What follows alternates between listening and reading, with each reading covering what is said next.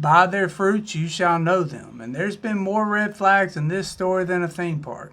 And if there's updates at the time of this posting, leave those down in the comments below. But the big question is, what if she actually did do this? What if Mica actually passed herself away? And the reason she did this was not because she had some sort of deranged illness, but she wanted to sacrifice herself so no one else had to suffer. And in a scenario where Pastor John Paul did absolutely nothing wrong, there would almost have to be a reason why. Because even if he didn't do what he's being accused of doing by some people, doesn't mean he's exactly scot-free and can wash his hands of it. And that's exactly what we're going to talk about today. Welcome to The Point, so let's get to it. Copyright disclaimer under Section 107 of the Copyright Act 1976. Allowance is made for fair use for purposes such as criticism, comment, news reporting, scholarship, and research. Fair use is a use permitted by copyright statute that might otherwise be infringing. Nonprofit, educational, or personal use tips the balance in favor of fair use.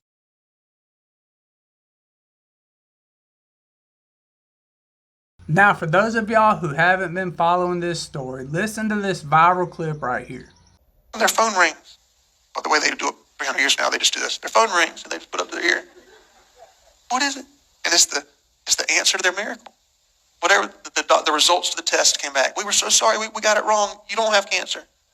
Or the lottery. You just won the lottery. Whatever it is, come through. And your relative says, God, this is amazing. Why would you do this for me?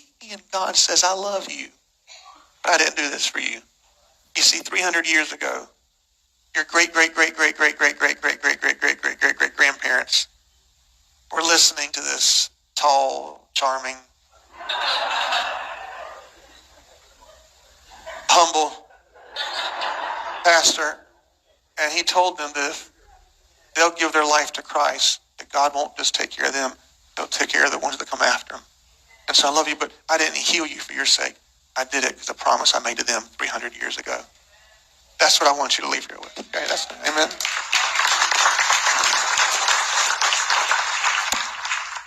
We're not going to do an altar call today. Instead, I'm going to have you stand up and I'm going to make an announcement.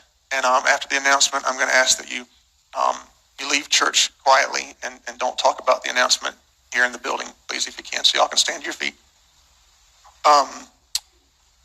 Before I make the announcement, I also want to say that my request to you is that you will continue to come to church and serve and give for the next little bit. Cause I don't want to I'm taking a little bit of a break, and I don't want to have to worry about the church. My break may be a few days, a few weeks, I don't know. I got a call late last night. My wife has passed away. And it was self-induced, and it was up in North Carolina. And we're going to have a funeral for her next Sunday here at 3 p.m. And so it's all I can, I'm just kind of going on adrenaline right now. So y'all pray for me and my kids and everybody. And she wasn't, y'all knew that she wasn't well mentally, and that she needed her medicine that was hard to get to her. And so I'm sure there'll be more details to come. But just keep our family in your prayers. And I'm going to let Pastor Randall, Bishop, he can pray. I give him a microphone to pray out. And if you have anything you want to share as well, I appreciate it. Now, my first main problem is he's up there making the comment how he's charismatic, and because people are listening to what he's saying and allowing him to preach to them, their great-great-great-grandchildren are going to be blessed simply because he happens to be that pastor. I mean, honestly there, Chad, tone it down a little bit. Regardless if you did this or didn't, you need to tone that crap down. You are not the Messiah, you are not the second coming, and you are so far from anything holier than thou that the idea you can get up there and make that statement as if it's valid is absolutely ridiculous. The second problem I have within this clip is, why is he making her potential mental problems the focus to what happened? When you look at a lot of celebrity passings where they do something similar to this, and the family members get up in front of a microphone to announce to the world what happened, they don't make it the central focus. It is just an afterthought. They may make the statement that so-and-so lost their struggle today, or so-and-so had a battle and they've succumbed to what they've been fighting. But they don't constantly mention this multiple times while they're trying to make an announcement.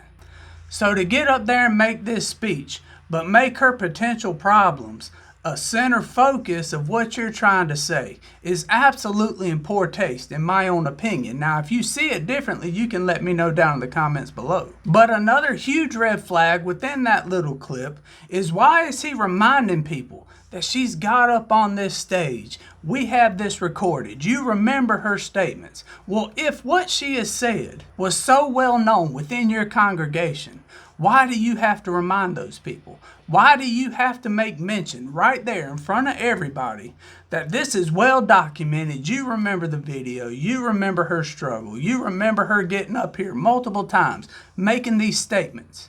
It absolutely doesn't make sense to me. Because if it's so well documented and you have all these videos, then your congregation should be equally aware that she was having some type of struggle and that y'all as a whole were trying to fight through that. But how creepy is it these two met each other in 2009? Now, if they met in 2009, that would make Mica 14 or 15 years old, depending on what report you're looking at, and that would make John either 29 or 30.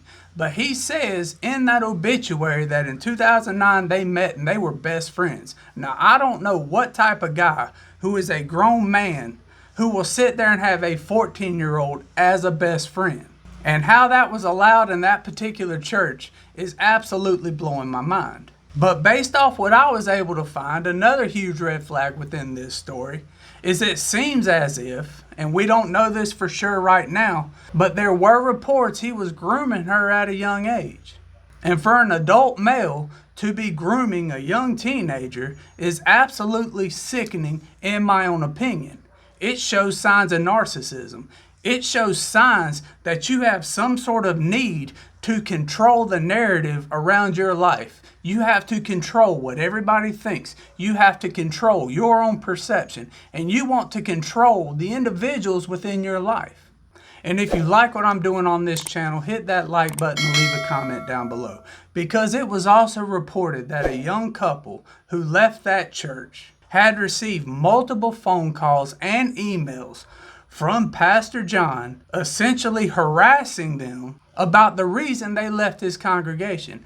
And that report also said John showed up to his work to ask him why he left the church. Why is leaving the church such a big deal to this guy?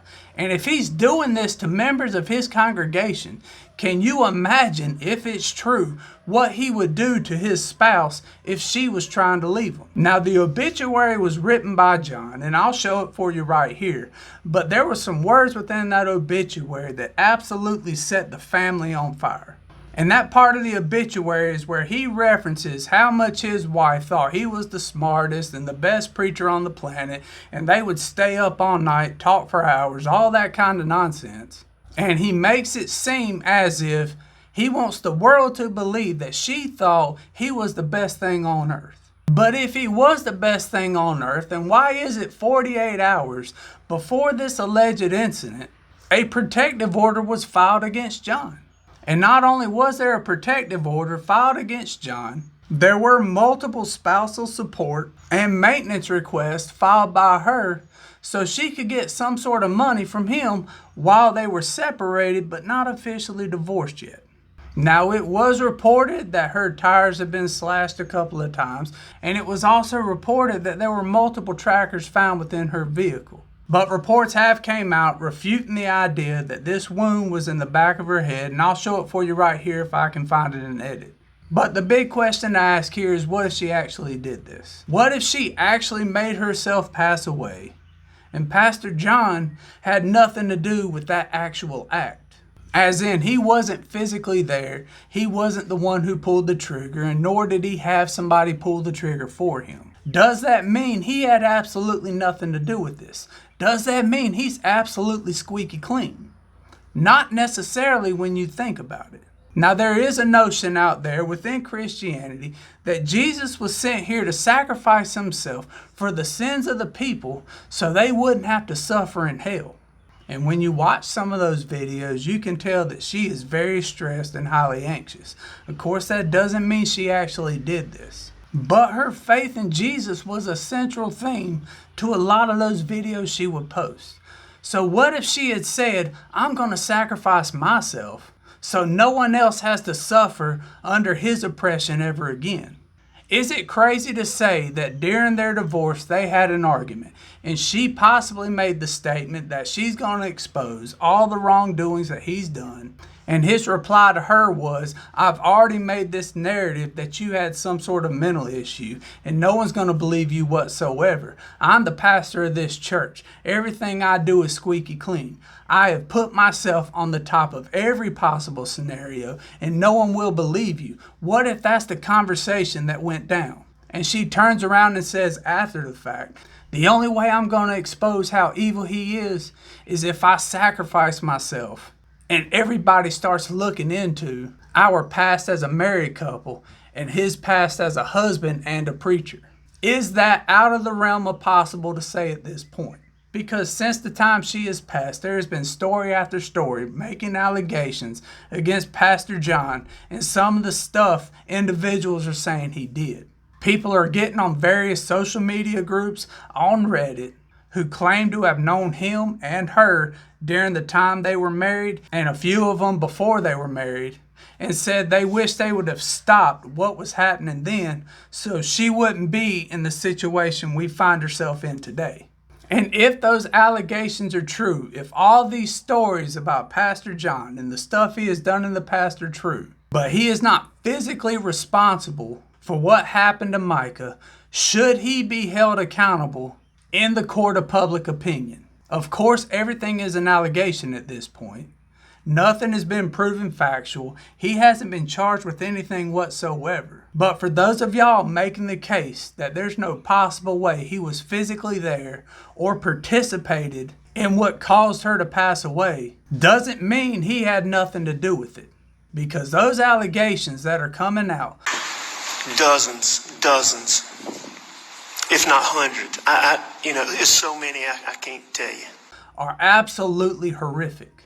And I don't personally think it's that far-fetched to say that there's a potential she sacrificed herself so no one else would have to suffer under this potential tyrant ever again. Now, if you disagree with any of that, you can let me know down in the comments below. But if any of y'all think I hit on all the red flags floating around in this story, stay tuned to my next couple videos because there's more to come. Things are changing constantly. If there has been an update at the time this video posts, leave it down in the comments below and I'll read it. Y'all stay safe now.